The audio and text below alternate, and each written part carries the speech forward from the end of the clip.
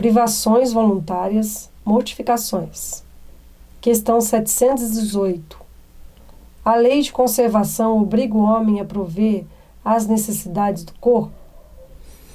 Sim, porque sem força e saúde, impossível é o trabalho. E aqui a gente tem que ver a necessidade do corpo com discernimento, com cautela. Morre muito mais gente no mundo por comer demais do que gente de fome. Embora crianças, morrem mais crianças de fome do que por comer demais. Então nós temos que prestar atenção em como estamos nos alimentando. Aí a pessoa fala assim, olha, essa mesa está muito farta, olha que fartura tem nessa mesa. E na realidade está se intoxicando com aquilo que tem na mesa. Então nós temos que saber nos alimentar. Na Índia, por exemplo, é um país onde que eles, por todas as condições que tem lá de um aglomerado de pessoas muito grandes e com pouca condição de higiene, pelo que a gente vê nas mídias, era para ter muito mais gente doente do que tem. E, no entanto, eles não adoecem. Porque eles têm a Ayurveda, que tem a essência do tratamento ayurvédico é com a alimentação. Então, a alimentação é fundamental na nossa saúde e também o jejum. Jejuar significa dar saúde para você. Ah, mas eu trabalho pesado? Mas no final de semana você pode equilibrar a sua alimentação para dar uma desintoxicada no seu organismo. Questão 719. Merece censura o homem por procurar o bem-estar? É natural o desejo do bem-estar. Deus não proíbe o abuso, por ser contrário à conservação. Ele não condena a procura do bem-estar, desde que não seja conseguido à custa de outrem e não venha diminuir-vos nem as forças físicas, nem as forças morais. Buscar o bem-estar, temos que saber, que temos que entender que temos que preservar as nossas forças físicas e preservar nossas forças morais. Não cometer atos que venham prejudicar nossa consciência e também não nos esforçar além dos limites das nossas forças. E nem explorar o outro para conseguir aquilo que a gente quer. Tudo tem que ser bem moderado, tudo tem que ser bem equilibrado para a gente poder conseguir aquilo que precisamos. Questão 720. São meritórias aos olhos de Deus as privações voluntárias com o objetivo de uma expiação igualmente voluntária? Fazei o bem aos vossos semelhantes e mais mérito tereis. Então, tudo que você vai privar-se, se não for em benefício de alguém, não tem valor. Então, nós temos que saber como nos privar de alguma coisa. E a pessoa que está fazendo regime? Ela está fazendo regime para cuidar da saúde. Então, ela não está se privando, ela está se tratando. E aí, nós temos que também vigiar nossa boa dieta. Não é simplesmente fazer regime, é fazer uma boa dieta. Letra A. Haverá privações voluntárias que sejam meritórias? A privação dos gozos inúteis, porque desprende da matéria o homem e lhe eleva a alma. Meritório é resistir à tentação que arrasta ao excesso ou ao gozo das coisas inúteis. É o homem tirar do que lhe é necessário para dar ao que carecem do bastante. Se a privação não passar desse simulacro, será uma irrisão. Então nós temos que saber para que nós estamos nos privando de alguma coisa. Normalmente, para ser meritório aos olhos dos bons espíritos, daqueles que trabalham em nome do Senhor, é quando nós nos privamos de alguma coisa para o bem-estar do outro. Você está na rua, está dentro do carro, você pode ligar o ar quente, o outro que está lá está sentindo frio na calçada, você dá a sua blusa, fecha o carro, liga o ar quente, chega em casa, você tem outra blusa para você. Então, naquele momento, você se privou do conforto de estar com a blusa para atender o seu irmão que está naquele momento difícil. Então, você fez uma coisa que é meritória aos olhos da espiritualidade superior, aos olhos de Deus. E a sua consciência vai sempre medir pelo lado bom. Então, nós precisamos entender como devem ser nossas ações para melhor realizarmos em prol do outro, para melhor realizarmos em prol do nosso semelhante.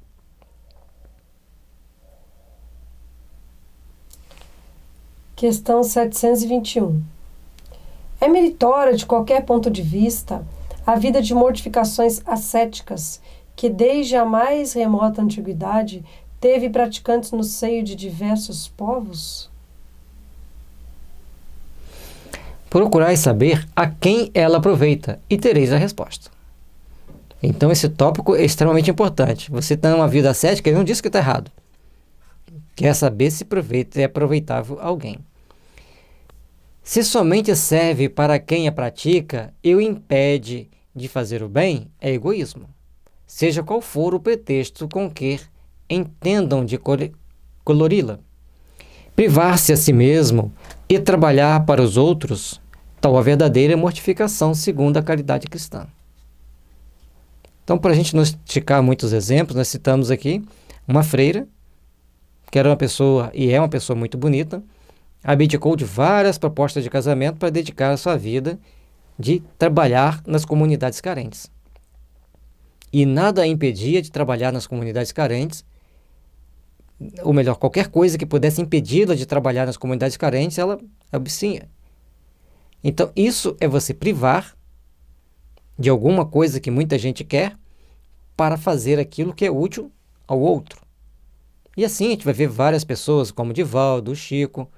O Chico trabalhava o dia inteiro e à noite ele ia até de madrugada atendendo as pessoas que estavam ali com psicografia, atendendo aos espíritos, escrevendo o livro, para beneficiar a humanidade. O que seria de nós se o Chico não abdicasse de tudo que ele abdicou para fazer o trabalho maravilhoso que ele fez? Então, quando você abdica de alguma coisa própria em benefício do outro, você recebe no mundo espiritual o pagamento por aquele benefício. Questão 722. Será racional a abstenção de certos alimentos prescrita a diversos povos? Permitido ao homem alimentar-se de tudo o que lhe não prejudique a saúde. Alguns legisladores, porém, com um fim útil, entenderam de interdizer o uso de certos alimentos e, para maior autoridade, imprimiram as suas leis, apresentaram-nas como emanadas de Deus. Então, nós temos que entender que alguns legisladores colocaram a proibição de certos alimentos com um fim útil. E, lógico, para ser mais respeitada, Deus falou para mim. E assim nós temos no mundo de hoje, com a ciência trazendo para nós informações que nós temos que respeitar. Tem pessoas que têm intolerância ao trigo, outros têm alergia absoluta ao trigo. Não podem comer. Tem pessoas que têm alergia ao feijão, principalmente as pessoas que têm aquelas desidrose na mão, então ela não pode comer feijão. Então são situações que o próprio corpo fala, não coma. Se você comer, você passa mal, você vai ficar doente. E por isso que alimentar-se daquilo que não lhe prejudique. Eu não posso comer carne. Se eu comer carne, não é muito agradável para mim as consequências. Então, cada um tem o seu limite, cada um tem as suas possibilidades e deve saber respeitá-las. Questão 723. A alimentação animal é, com relação ao homem, contrária à lei da natureza? Dada a vossa constituição física, a carne alimenta a carne, e do contrário o homem perece. A lei de conservação lhe prescreve como um dever que mantém as forças e sua saúde, para cumprir a lei do trabalho. Ele, pois, tem que se alimentar conforme o reclame a sua organização. Ele não diz que pode nem que não pode, você tem que se alimentar conforme a sua organização e conforme as suas necessidades. Hoje vem crescendo o número de veganos, o número de vegetarianos, e as pessoas assim vão criando as condições de vida melhor, vão criando padrões de entendimento para melhor caminharem no seu processo evolutivo. Então, todos nós vamos tomando ações, vamos tomando atitudes e vamos construindo um mundo melhor para todos nós. Aprendamos, pois, que temos que aprender a nos alimentar segundo as nossas necessidades e segundo o esforço que vamos fazer. Agora, vocês sabiam que os atletas, na semana da competição, eles têm uma alimentação extremamente balanceada e não comem carne? Aquelas pessoas que desfilam nas grandes escolas de samba do Rio e São Paulo, no carnaval, eles têm que se alimentar de de uma sopa lá bem balanceada e não tem carne. Porque senão eles não aguentam aquele tempo de exercício que eles têm que fazer. Então a questão da carne é muito mais pelo vício e pela vampirização do que por uma necessidade. Mas por enquanto, ainda precisamos, ainda gera emprego, ainda gera meios de outros sobreviverem. Não podemos violentar a consciência, não podemos impor, mas podemos aqui colocar vigie-se, coma com moderação, reduza a quantidade, porque não é muita vantagem comer muita carne. Para a sua própria saúde, para o seu próprio bem-estar, coma com moderação. Tudo, até mesmo as verduras, têm que ser comidas com moderação. Questão 724. Será meritório abster-se o homem de alimentação animal ou de outra qualquer por expiação? Sim, se praticar essa privação em benefício dos outros. Aos olhos de Deus, porém, só há mortificação, havendo privação séria e útil. Por isso é que qualificamos de hipócritas os que apenas aparentemente se privam de alguma coisa. Temos que saber de que nós estamos nos privando e como nós estamos nos privando deste ou daquele alimento. E aqui ele pede para olhar a questão 720. Questão 725. O que se deve pensar das mutilações operadas no corpo do homem ou dos animais? A que propósito semelhante questão? Ainda uma vez, inquiris sempre vós mesmos se é útil aquilo de que porventura se trate. Qual utilidade? Tem algum benefício para quem? A Deus não pode agradar o que seja inútil, e o que for nocivo lhe será sempre desagradável.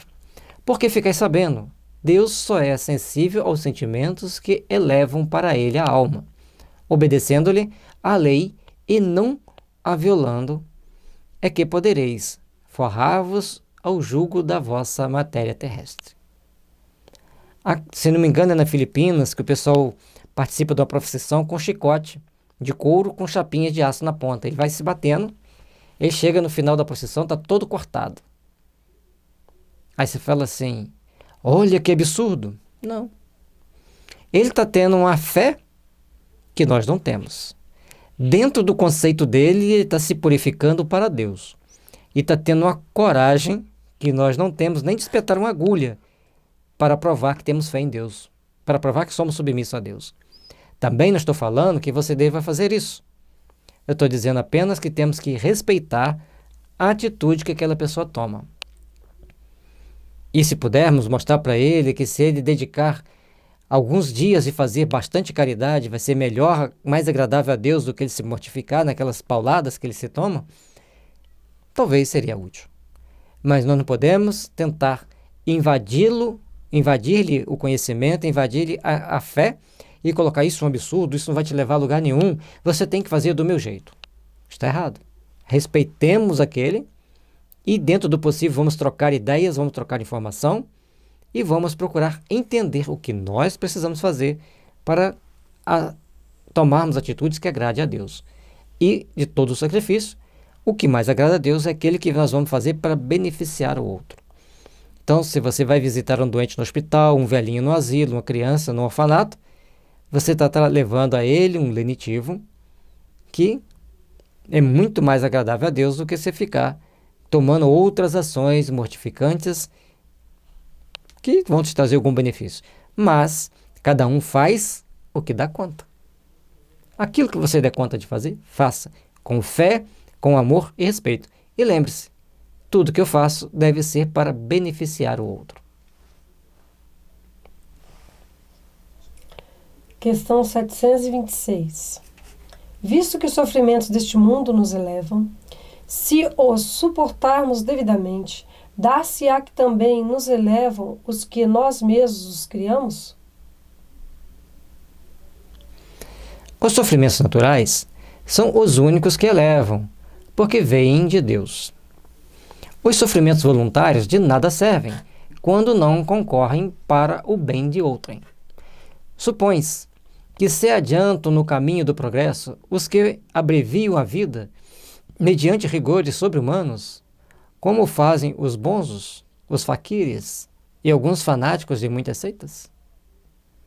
Então, tem certos sacrifícios que não vão trazer nenhum benefício perante os olhos de Deus aquilo que a pessoa faz. Mas o que levou a pessoa a fazer aquilo? Os faquires, por exemplo, eles ficam dias sem comer, sem beber, só meditando. Mas você tem que entender uma coisa. Muitas das vezes eles não têm o que comer. Tem um livro que o personagem principal, ele vai procurar emprego e a pessoa, o que você sabe? Eu sei pensar, meditar e jejuar. O cara, bom, pensar é importante. Meditar também é importante, mas que diferença faz jejuar? Ele fala, eu não vou aceitar qualquer valor que você pagar de salário. Eu vou pedir o salário. Se você não me pagar, eu fico jejuando. Então, tudo tem um motivo que a gente tem que procurar entender. Certo? Aí aquela pessoa está desenvolvendo forças psíquicas que nós desconhecemos.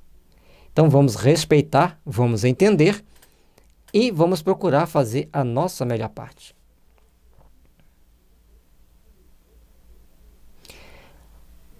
Por que, de preferência, não trabalham pelo bem de seus semelhantes? Vistam o indigente, console o que chora, trabalhem pelo que está enfermo, sofram privações para alívio dos infelizes, então suas vidas serão úteis e, portanto, agradáveis a Deus. Sofrer alguém voluntariamente apenas por seu próprio bem é egoísmo. Sofrer pelos outros é caridade. Tais os preceitos de Cristo. E Irmã Dulce, certa vez, foi-lhe oferecido um grande banquete. E quando ela chegou nessa cidade, ela foi avisada que iriam prestar uma grande homenagem. Teria um grande banquete. Ela falou assim, meus filhos, eu quase não como. Para que um banquete para mim? Embalem tudo e leve para os meus pobres. Mande para os meus pobres que lá eles estão com fome para comer. O que vocês estão fazendo para mim? Então, para ela, para que servia as comidas? Aquelas comidas requentadas, caras, não tinha valor. Mas lá na instituição que ela trabalhava, aquelas carnes poderiam fazer uma suculenta sopa. Ela não ia pegar a carne e simplesmente dar para eles comerem. Que uma sopa vai sustentar mais pessoas. Então, nós precisamos entender como devemos agir para produzirmos o bem-estar do outro. Certa vez, um conhecido nosso foi a Moçambique visitar uma creche e mandou uma sequência de fotos para nós. Na época era ainda dos e-mails, eu recebi aquele e-mail com um monte de fotos. Olhando aquelas fotos, me chamou muita atenção pelo aquele olhar altivo, totalmente diferente dos outros. E olhei, conversei com a Cláudia, aí perguntamos para a espiritualidade, quem é esse jovem? Ele não é qualquer um. Era uma criança de uns 7 anos, mais ou menos, mas aquele porte, que ele já foi rei, nunca perde a majestade, né? E aí o Espírito respondeu para nós, sim, esse não é qualquer um. Aliás, nenhum de nós somos qualquer um. E ele foi uma pessoa que foi uma grande autoridade aqui no Brasil. Desfrutou do poder, de muito dinheiro, gerenciou muito dinheiro e desviou também muito dinheiro. E por várias encarnações ele passará por essa vida de sofrimento e miséria. Até que os nossos superiores e seus protetores deem por cumprida a expiação. E aí a gente fica vendo, e a gente sempre fala, lembra dos gozos materiais que não pode ser para causar prejuízo nos outros?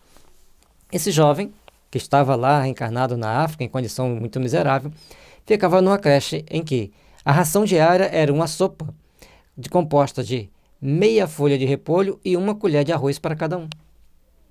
Então, era uma folha de repolho por dia e 2 colheres de arroz. Para quem foi muito rico, podia passear de avião, morava em mansões e agora era um órfão que vivia numa creche miserável na África. Por isso, nós temos que ter muito cuidado com o que fazemos daquilo que Deus nos empresta. Os empréstimos divinos, nós temos que pagar a Deus com juros necessários e compatíveis com a nossa capacidade de administrar. Por isso, Jesus lançou a parábola dos talentos. Um recebe 10, outro 5, outro 1. E a quem melhor soube administrar, recebeu a melhor recompensa. Fiquemos atentos em como conduzimos a nossa vida, em como gerenciamos os tesouros que Deus nos ofereceu.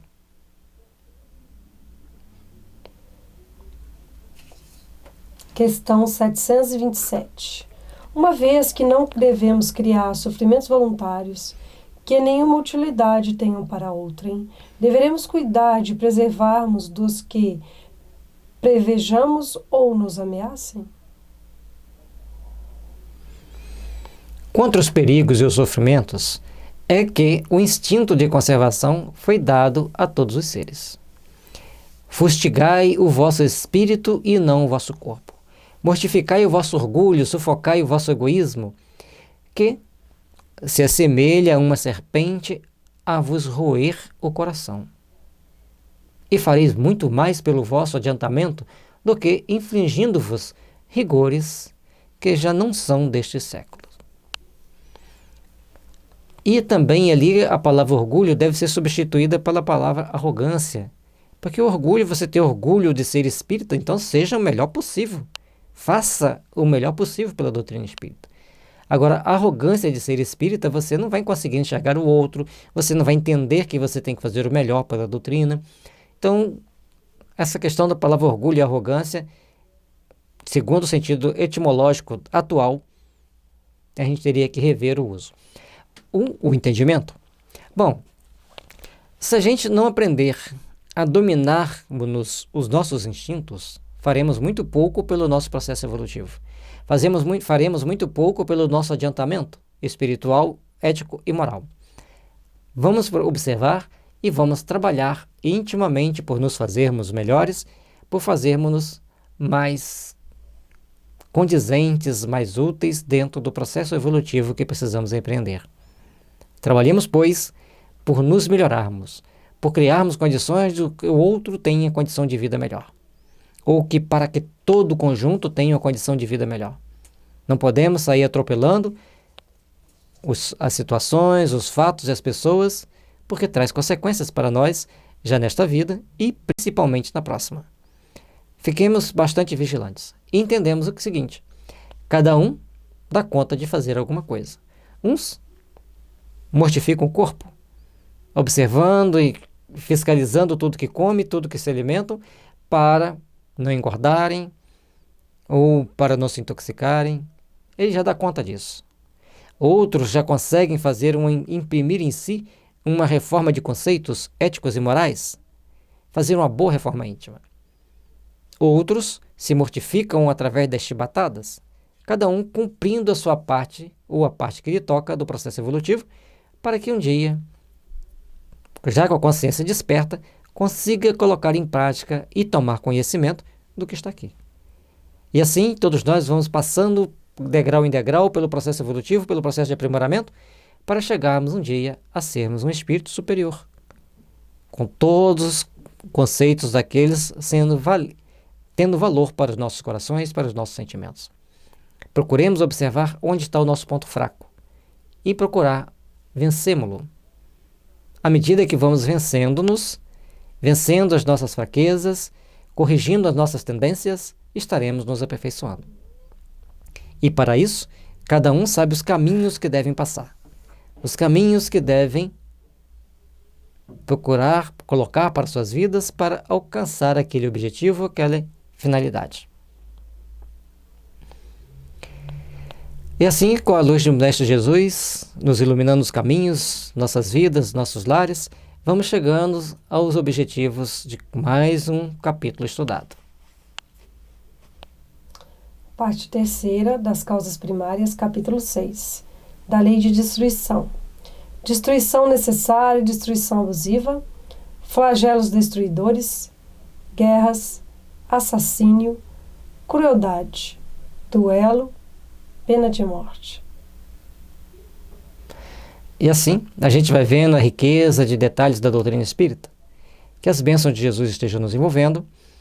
Deixe seu like, inscreva no nosso canal se você ainda não for inscrito, compartilhe com seus amigos. Muita paz e muita luz, que Jesus esteja envolvendo-nos a todos, para que nossos lares tenham paz, harmonia e fraternidade.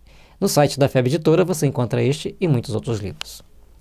Muita paz e muita luz a todos vocês.